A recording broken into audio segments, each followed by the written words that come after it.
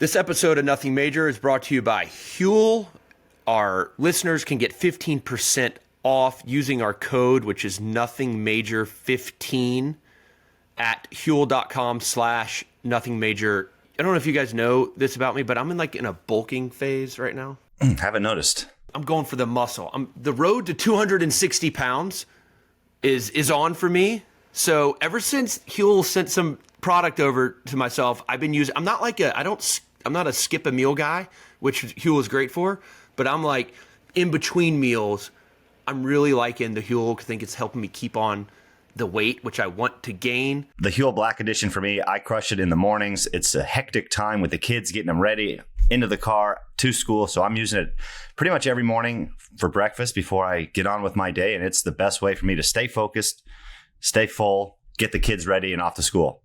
Big fan of it so far. It tastes really, really good. Coming up on Something Major, we're going to look back at the semifinals of the U.S. Open and look ahead, of course, to the finals matchups we have on our hands. And we're going to have a spicy U.S. Open trivia presented by Dave's Hot Chicken. So let's get the show started.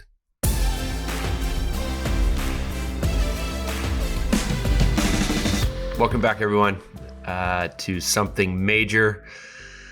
The post-semifinal edition, the second to last episode we're going to have during the U.S. Open. John Isner, Stevie Johnson, Jack Sock. We're all wearing the black hats. The team at SIFT is with us, No Sam Querrey. He is resting, which is completely understandable. Like, totally understandable. The guy has been, for 19 straight days, been at the site. There early, gets back late pretty much every day. So Sam has been burning the candle at both ends. Is that the saying? I believe so. Burning the candle at both ends. So yeah, totally understandable. Like, he needs to rest up. But back to our point from the previous pod, when he got all mad at me for not understanding the group chat, it's mainly because he's run down. He's run down. Look. Thank you, Jack. You pointed it out. And you weren't even with him. No. That's maybe one of the biggest upsets of the tournament. I've never seen Sam run down. I know. Right? Like, he is somebody that is put together. He just doesn't matter. He's never haggard, but he was very stressed that day. He had to run, catch his ESPN slot. He had to shower. He was in a car left by Citi Field. He was haggard. He was, anxiety was high. So we gave Sam the morning off. He needs to sleep in before we got a Pro-Am here, and he's got to call a doubles final in a few hours. So he needs this beauty rest for a doubles final call. Okay, Stevie, why didn't you bring this up on the pod last time? Jack and I mentioned it, and you didn't back us up. He was clearly ornery and agitated. Yes, but I was more agitated that you couldn't figure out the timing. I was agitated that you, a Georgia Bulldog scholar, could not figure out that we had to wait until a men's match finished that night. We could not plan on a time. There was nothing concrete. I don't know how the tennis schedule works, guys. I get that. But yes, I was, to be fair, I was with Sam all day. So he was like, I'm going to rip John in the beginning. I'm like, let's go, baby. Like, let's do it. I'm with you. Payback is a you-know-what, because he's not on the pod, and we're ripping him now. It comes back full circle. It sure does. But even Jack could sense it. So it was just so obvious when he sent that one message, what? And I just knew right away he was so mad at me. It's pretty funny now. But Sam, we do miss you, and we will see you in a few days when we recap the whole tournament. But anyways, let's get the show started. Guys, I want to start with the women's side of the draw. I thought those two matches were awesome. Both really high intense, of course, 3-set matches. Let's start with Sabalenka and Pegula, the rematch of last year's final. Jess played fantastic, but Sabalenka was just a little too clutch in the end. I don't know, you guys saw Jess's post on X. Perhaps she said she had a honeydeuce in her hand, I think. And she goes, when you only lose 4 points on serve in the third set, but still lose the set. So she held serve at love. I know. 5 times. Or whatever it was, 4 That's or 5 brutal. times. And it's brutal. And Sabalenka just came through in the clutch, fought off some demons because we know she's stumbled at, late in these tournaments. But Jack, did you catch that match? And in my mind, like Jess, she has such a great attitude. Like she played so well. Sabalenka's a favorite to win the tournament. But what did you think? I thought Jess was playing phenomenal. I did think Sabalenka was going to kind of throw in the, I don't want to say yips, but she obviously can get tight on her serve. I feel like at times it looked like it was kind of going to happen here and there. Her style of tennis is just crazy. It's like every time she winds up for the ball, it's like you kind of, I feel like winner or just she just goes for everything. And I thought at some point in the third, she'd maybe make a couple errors as well as Jess was playing and get back in there. But yeah, she served really well. I feel like on really clutch moments. After missing a lot of first serves, she came up with some big ones when she needed to. I still thought Jess was going to climb back, but yeah, Sabalenka was just too strong from the baseline. Honestly, too powerful at times, just out hitting her. And but yeah, I thought it was an awesome match actually to watch. And I think Jess will be back in the final though at some point. I like that. Yeah. Sabalenka's got those like really like big like backswing, like especially on her backhand side, but she times the ball perfectly. It's wild. And she never gets cheated on her ground strokes. That she does not. Yeah. So what do you think of Sabalenka's performance? Jack mentioned she had that like super clutch ace after missing that like mid-court overhead. Thought maybe that might. Yeah. I mean, I thought it was going to go downhill for Sabalenka after the first set because we've seen her stumble for her records and her level of tennis, like at the end of the back end of these slams. So when she was up 4-2 in the first, she lost 4 games in a row. I'm like, okay, maybe maybe mentally something's creeping in there that's, bothering her at the end of these tournaments, which we haven't seen. And she, after lost that first set, she just buckled down and went about her business, which is impressive mentally to do. I mean, she hasn't missed a hard court Grand Slam final since 2022. She's 38-2. No, yeah, she's been ridiculous on hard courts.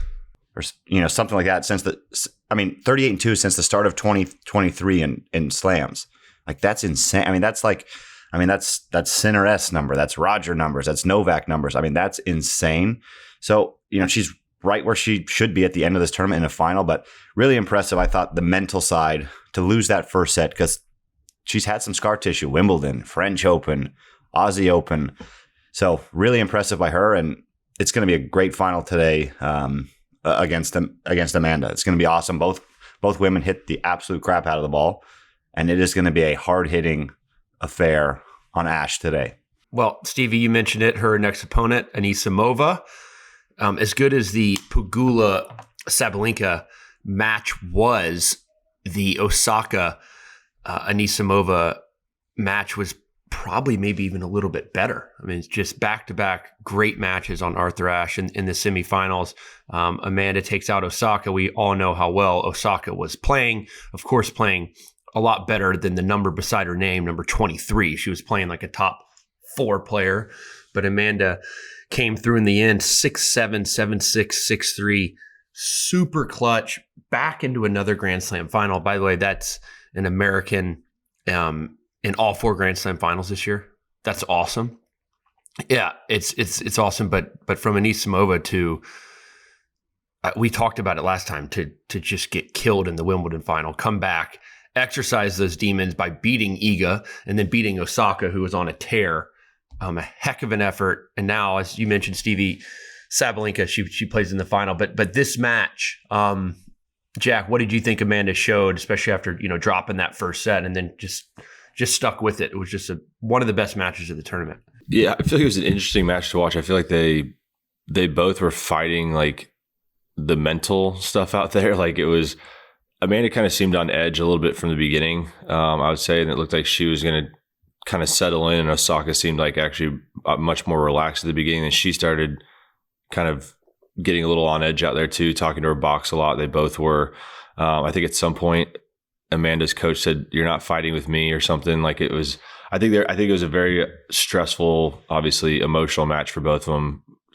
Trying their absolute hardest to get to the final. And yeah, it was just another ball striking clinic, I feel like. And it seemed like whoever got the other one kind of on the move first, kind of moving side to side, was dictating points. Amanda's backhand, she could hit a winner at any point from anywhere. Like a 90-mile-an-hour backhand. I feel like she was roping the ball. She served great towards the end, helped her a lot. And yeah, huge American in the final. But yeah, it was kind of a roller coaster, wild match to watch between those two. I think Amanda, if she can win this, I mean, after the Wimbledon final, I would like her to win the first game. Right? Yeah, I mean, like it would make. We saw what that meant when she won her first game against Iga. Exactly. Completely So, freed up. Yeah. I think if she can get out to a good start, I think she's going to win. And I think if she can win this after all that she has done, gone through a couple years ago, taking that time off, coming back to tennis, losing a Wimbledon final 0-0, and then winning the U.S. Open. Like, I don't think there's any stopping Amanda from getting to like number one in the world and playing this well for years and years to come. I mean, that's a lot of demons to exercise.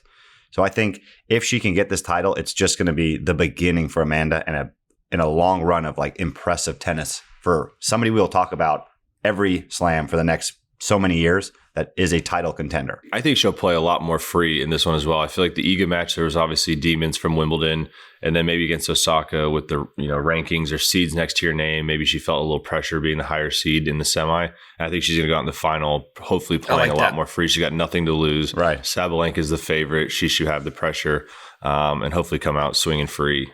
But do you guys think there's a lot of pressure for both? Like, Sabalenka has kind of crumbled a bit towards the end of slams this year. Do you think? But I'm saying, like, do you think she's feeling pressure? Like, who has more pressure on them, Amanda or Sabalenka? Like, Amanda lost 0-0, but I think Sabalenka. Like Sabalenka's like lost 2 finals and another semi, like kind of on her racket. And I think the beginning of the match sounds so stupid, but like the first 5-10 minutes, like see how they're both playing is like so important. No, I'm with Jack. I think there's more pressure on Sabalenka. In this one. But yeah, Stevie, you mentioned what all that Amanda's been through. She's only 24. I mean, she's been pro. It's amazing. Seems like she should be like 28, doesn't it? Like she's been on tour but only 24. She's still so young. Stevie, you mentioned she's been through a lot, took that long break. She lost her father. Stevie, you lost your father. Yeah. I mean, right in the middle of your career. I simply can't imagine. It's just, she's been through a lot, and to see her overcome that is very cool. But back to this match, I think there's more pressure on Sabalenka. I mean, she's had such an amazing year. She has been the best player in the world, and no matter the result of this match, she's still the best player in the world. But if she goes the whole year without winning a slam, that'll be tough for her to swallow. Is that a disappointing year if you finish number one and don't win a slam? I think for her, yeah. Okay. Yeah. I mean, yeah. All right, Stevie, I heard you said Amanda is going to win. I want Amanda to win. Okay. Jack? I also want Amanda to win. Yeah, hold on, Stevie. Did you Not say you want? Amanda, sorry. It's early, guys. Sorry, I'm I'm picking Amanda to win. Okay. Yeah, I want Amanda to win, but I think I'm going to just go with the top seed here. I think Sabalenka will win, but would like Amanda to win for sure. Gosh. I'm going to ask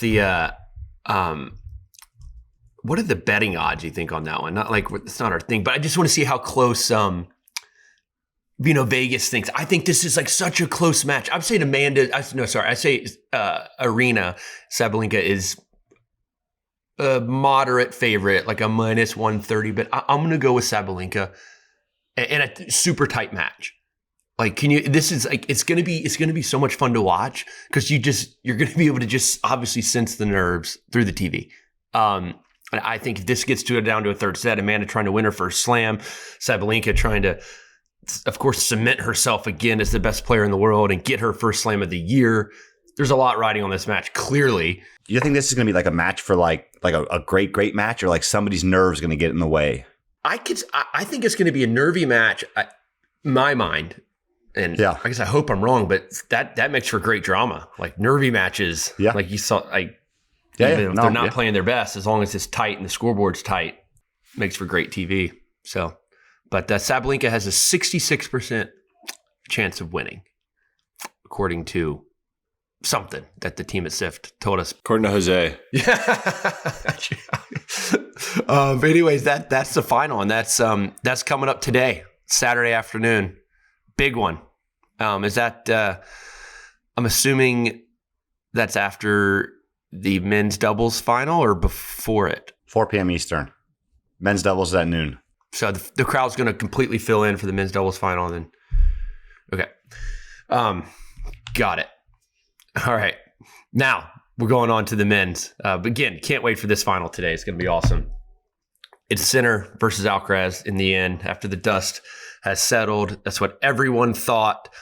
I'm sure most brackets had that picked. We had 7,000 brackets submitted. I would imagine that most of them had Sinner versus Alcaraz for the third straight slam. And one of these two guys, or these two guys, are going to take home 8 slams in a row, which is absurd. All right, Alcaraz, Djokovic, kind of what we all thought, right? Stevie, like in this match? Watching that one I was sitting in the stadium yesterday, like watching it as just an absolute fan. It was, I mean, Carlos is just on another level right now. I mean, it's insane. And that second set tiebreaker was so important for Novak. And I feel as if when he lost that, it kind of felt as if like the wind in his sails of the belief to win a slam left him, which is a weird, I mean, it sounds insane to say, but like at that moment, he's like, I actually don't know what I'm supposed to do to beat this guy and then go beat Sinner. In that third set, you saw Novak looking human. I know his body can't feel good. I mean, he hasn't played many matches. You know, the serve didn't look good. That was weird to see. I mean, Novak's the most accomplished tennis player in the history of the sport. And it was just strange to see. It didn't seem like the belief was there, right? Like he didn't dig in. He's like, I'm going to win this in a 5-hour 5-setter. Like it just felt as if that bubble kind of popped, and it's weird to see. But Carlos is on another planet right now. His level's insane.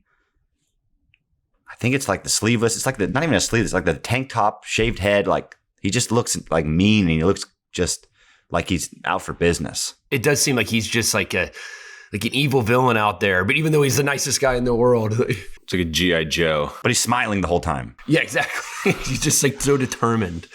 But yeah, I thought like after that yes, Stevie hit the nail on the head. Like Novak's belief maybe after that second set is tough. But Jack, what was your take on the match? Completely agree. I think that was the first time I've ever seen Novak look defeated, like on the court. He genuinely looked, like Stevie said, he had no idea what to do, which is understandable at the level Carlos is playing. I think anybody would feel defeated and lost out there. But I still think it's an incredible run to get to the semis at that age and playing at that level, obviously. So we got to give him his flowers, as we usually say. But I think Carlos it went how I thought it would go.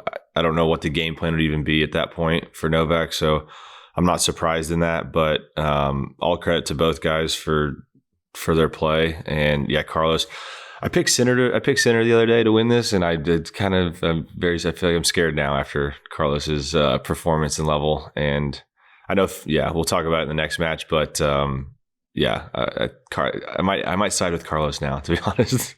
There was at one point in the second set, 4-all. Novak was serving 4-all love 30. They had like a 35 ball rally.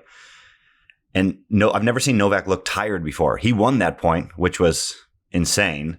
And then he still was like haggard. You know what I mean? Like he looked haggard. You were like, wow, I've never seen this. Like, because every video we see of Novak, he's down 2 sets. He's down match points.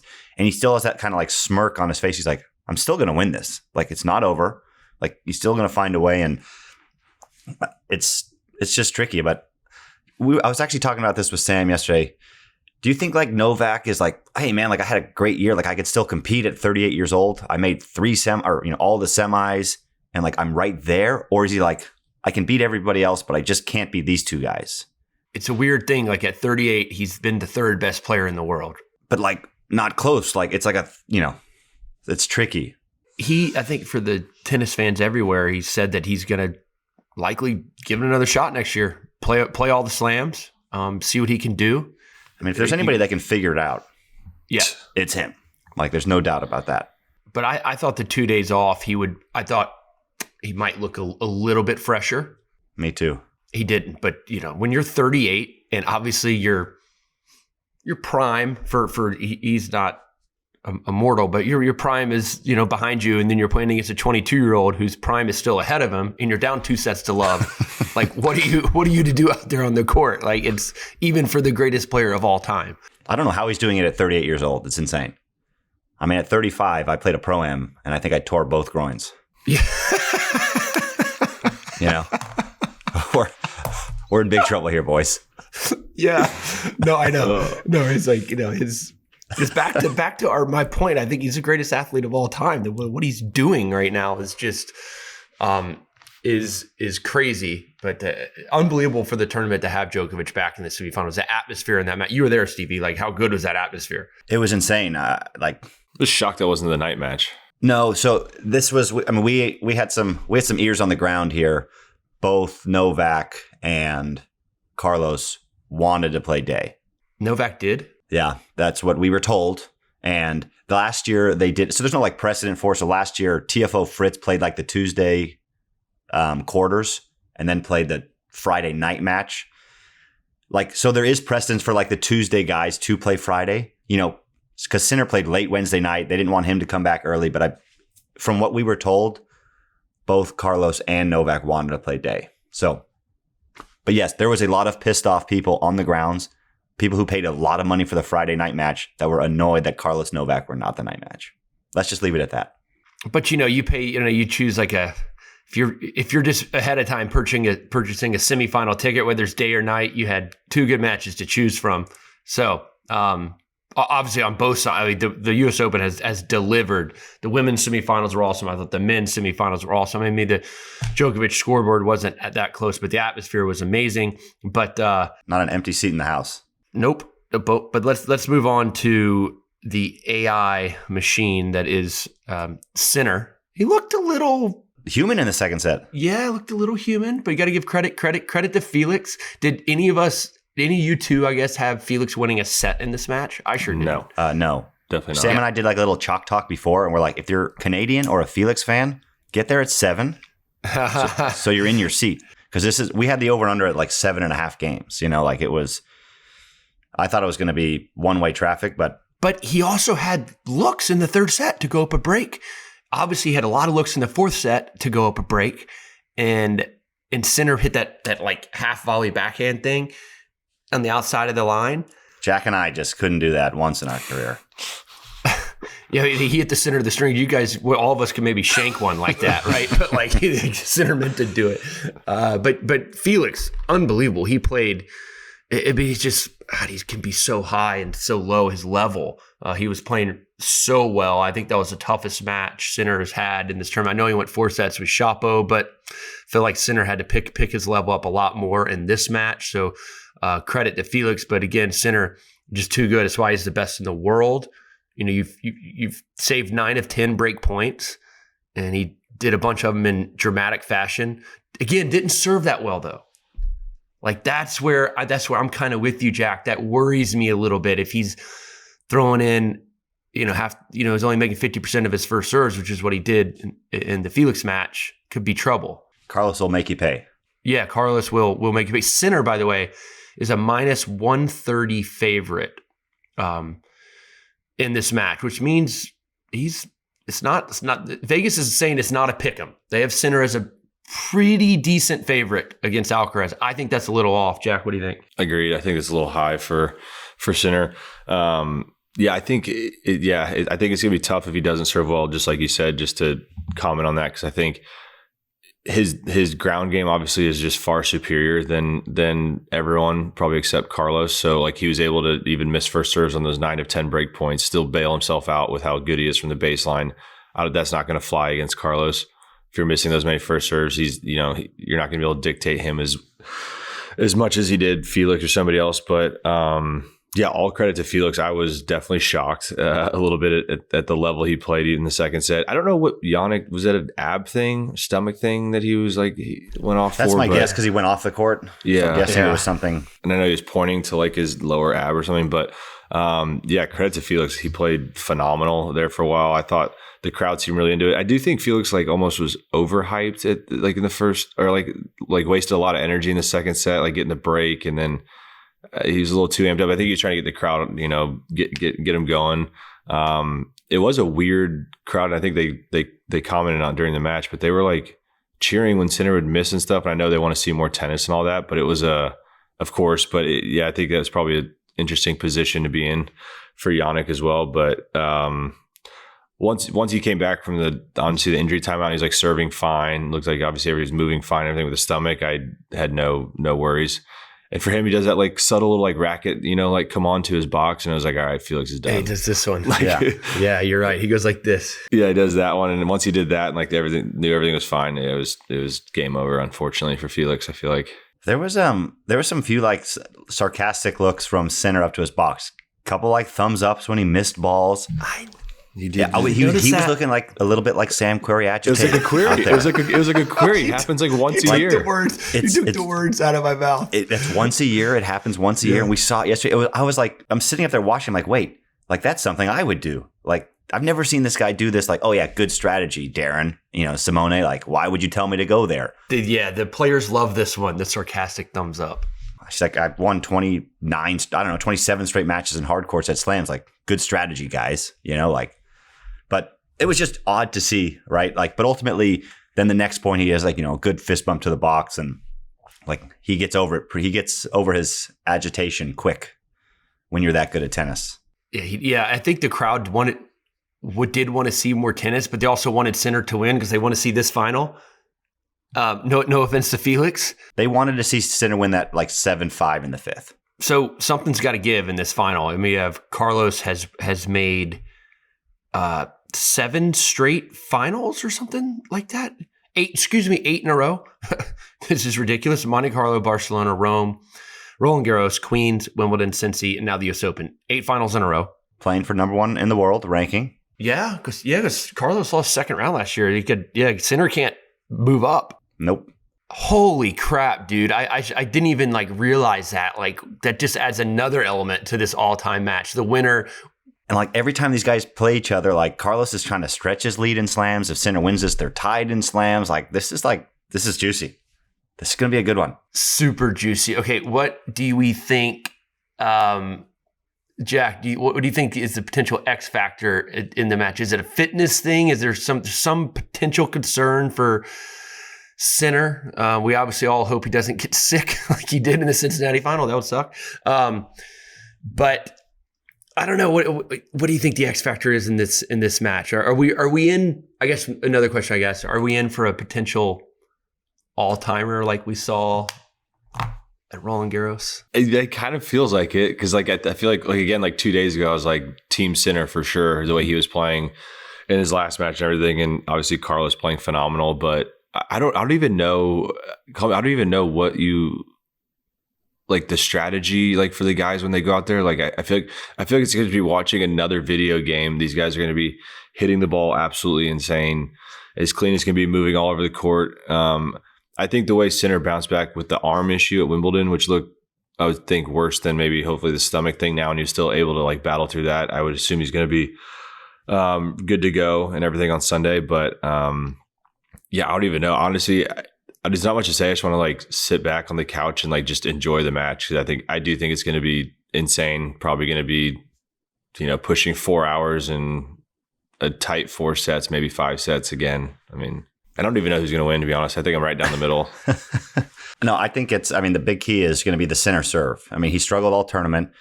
In the Felix match, he struggled, and the velocity went down a lot in that match for a while when he was dealing with like a ab or whatever he was dealing with, something when he got that medical timeout, the serve dipped quite a bit.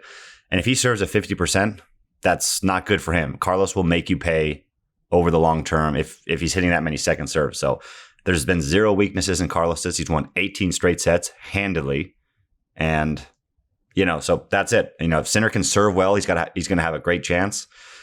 But if he doesn't serve well, I'm leaning towards Carlos anyway. But I think Sinner's got to serve much better than he has the entire tournament, because Carlos will make you pay. If Carlos can win this match in straight sets, I don't think he can.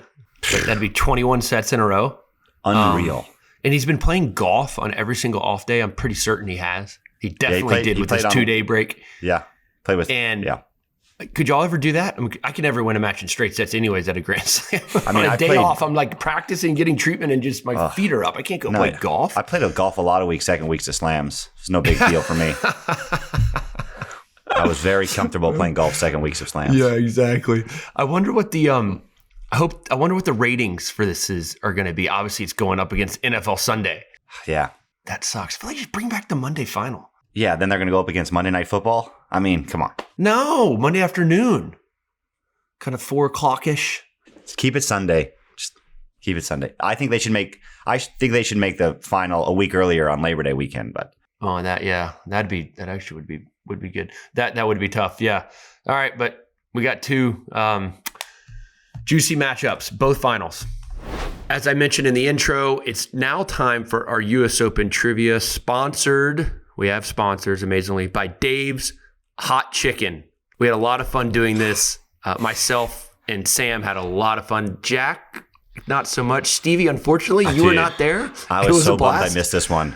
I know you like milkshakes and fried chicken, so Yeah. it would have been your thing. Would have been right up my alley. Would have been right I'm up your alley. bummed I missed it. I have not seen the video, by the way, so I am going to be seeing this for the first time. But yeah, we filmed it ahead of the U.S. Open. During the qualifying week, we found a Dave's Hot Chicken close by, the closest one to the site, and it turned out to be a lot of fun. Sam hosted it because he said his lips were chapped. You'll see on the video. No, he didn't. Yeah, it's ridiculous. But anyways, I hope you guys enjoy, and thank you, Dave's Hot Chicken. So let's roll it.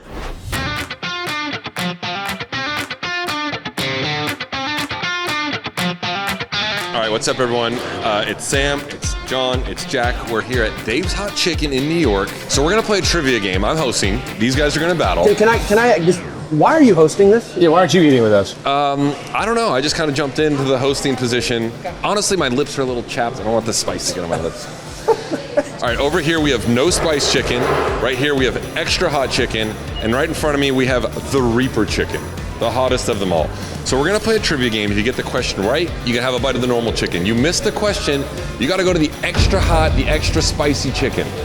Are we ready? Yeah. All right, also on the table, we've got a top-loaded shake with Lucky Charms, a top-loaded shake with Oreo, we got slushies, we got macaroni and cheese, we got pickles, we got honey, we got everything. Let's get started with trivia. First question, who is the youngest man ever to win the US Open singles title? Pete Sampras, Carlos Alcaraz, Leighton Hewitt, John McEnroe. Leighton Hewitt. Leighton Hewitt? Pete Sampras. I'm gonna go. It wasn't. I'm gonna go with Alcaraz, even though it wasn't. Both of you are wrong. It's Pete Sampras. Both eating the spicy I chicken. will say, just before we even get into any of these, the Reaper down here has like the intimidation factor of like Rafa on clay before you walk on the court. I could smell the Reaper. I'm like scared of that one All right, down there. Jack, but you just want to split one? no, Or should we? no. Yeah. Get your own piece. Piece. It was Pete Sampras. Yeah. I knew it Youngest wasn't winner Alcaraz. I got tight. You going big bite? I don't know. What are we doing here? Cheers. Cheers. Can you feel the spice already? Yeah. Yeah. All right, we're going to get number 2. Second bite. Who is the only qualifier to qualify and win the U.S. Open? Is this male or female? Yes, Emma Raducanu. that is correct. Emma Raducanu.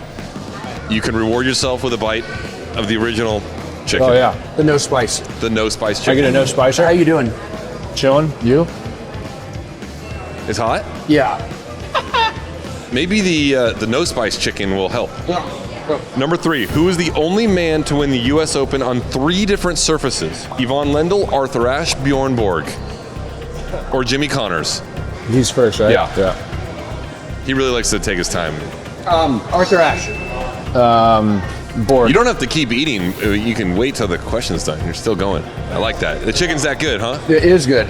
I'm gonna go with Jimmy Connors. Jimmy Connors is correct. 1. More spice for Mr. Isner. Mr. Stock gets to go. I'm gonna no spices. Even though I like this one, so I'm gonna have a bite. It's a big bite. That's a big spicy bite. Oh, dude. Which player holds the longest winning streak at the U.S. Open? Yvonne Lendl, John McEnroe, Roger Federer, Pete Sampras. Jack's up first. I'm gonna go with John McEnroe. Federer. Federer is correct. That's bad.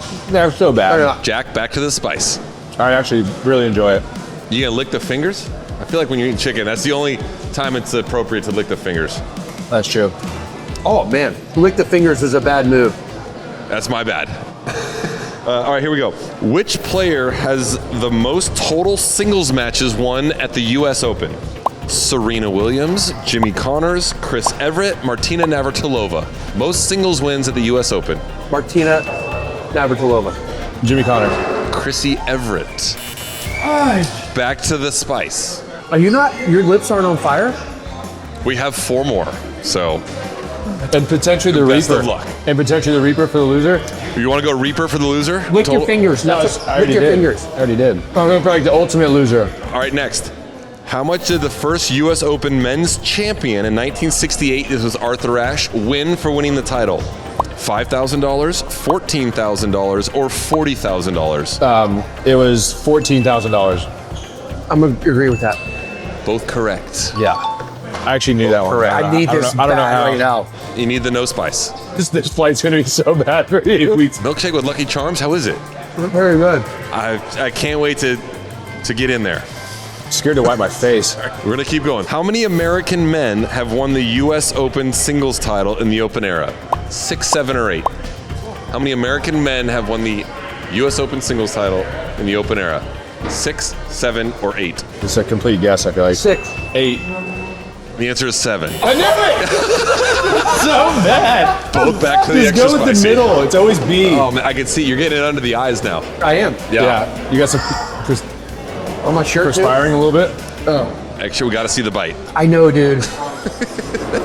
2 more. Arthur Ashe Stadium is the largest stadium in the world. What is the official seating capacity? 20,000, 23,000, 28,000. 23,000. That is correct. I do that. Am I losing right now? Am I the ultimate loser right now? Right now, we're tied. If you end in a tie, you both have to do the Reaper, and we are down to our final question. All right. Wait, he's going first? It's better to go second. Which nothing major host, so it could be Jack, John, myself, or Steve Johnson, has played the U.S. Open the most times? Who here has played the U.S. Open the most times? I think Does that count qualifying? Yes, it does. Sam Querrey. Sam Querrey. That is correct. Yeah. Unfortunately, you did tie because you both got that answer correct. Can we do like a rock, paper, scissors? That'd be a good one. I'm okay with that. Nothing major wager? Rock, paper, scissors, one time. I actually want some chicken myself. Eat some spicy chicken, you win. Yeah. I told you my lips are chapped. So soft. I'm going to be in your head like what are the odds? Yeah. 1, 2, shoot. Yeah. No, 1, 2, 3, shoot. Okay. Rock, paper, scissors, shoot. Let me know when you're ready. I'll give it. Rock, paper. Hold on. We got it. All right. You're always scissors. sorry. Edit that out.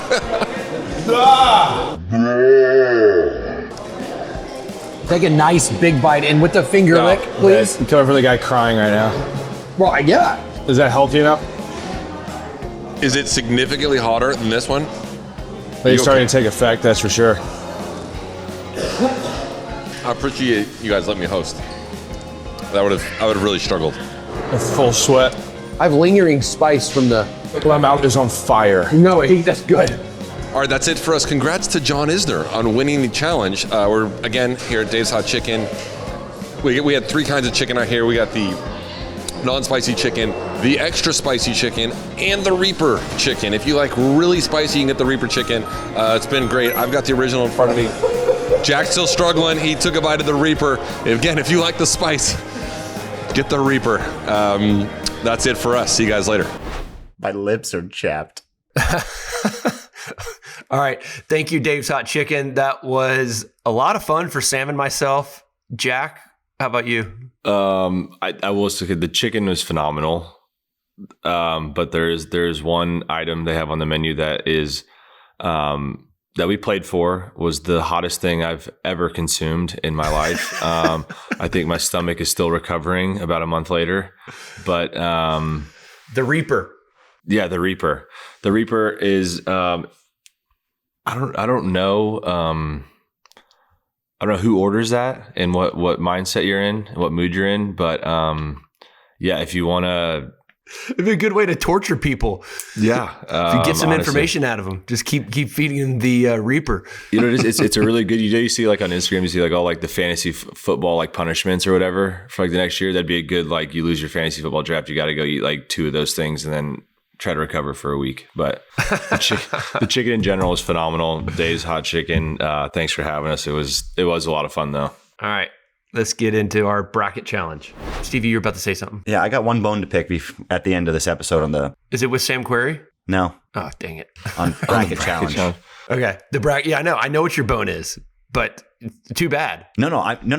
I'm with you. I just think I shouldn't go from 90th to last based on one match. Dude, you're top 100. You're top 100 in the world. I'm And now you're literally about to be 90th. like unranked. I'm going to go from 90th to singing a jingle if Sinner wins this. This is insane. So you can't do that. We got to You're make 90th place out of almost 7,000? Yes. And Sam? Sam is 4,389th, and he's going to beat me if Sinner wins. And Sinner's the favorite to win. And the match, so by the way. Sam's going to jump, 4,000 spots with a win. Yeah, that's a big, just big going bone to forward, pick. we're going to have to talk to the team. The finals can't be worth 700 points. Yeah, that's too many points. like I'm that with just you, seems- Stevie.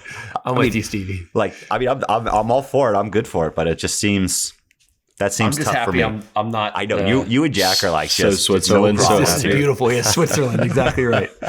But yeah, it's been fun.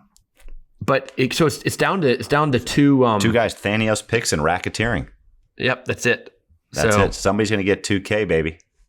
Yeah, that's right. And the loser's going to be like 4,000. 3,000th place. Yeah. Yeah. Yeah, they're going to be down with me.